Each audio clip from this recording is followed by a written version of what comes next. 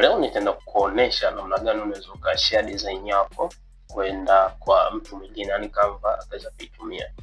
So let's say this is our design. Utakuja hapa kwenye sehemu ya share.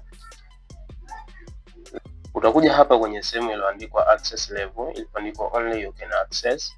Then utakuja hapa kwenye anyone with the link, kwa maana kwamba mtu yote mwenye link aweze kuiaccess.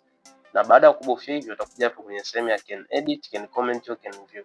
Unaweza ukaweka tu ambao ni can view, ambao mtu ataweza tu kuona, ambao unaweza ukaitumia hii kama una presentation labda umeiandaa huko Canva, alafu nataka ile link mtu anapitia anaenda kuview content zako.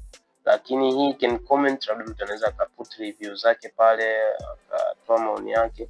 Lakini ukiacha kwenye can edit, maana yake mtu ataweza kuitumia hiyo template kama ilivyo kwenye Canva yake kule yeye, na yeye aweze kudesign hizo content zake.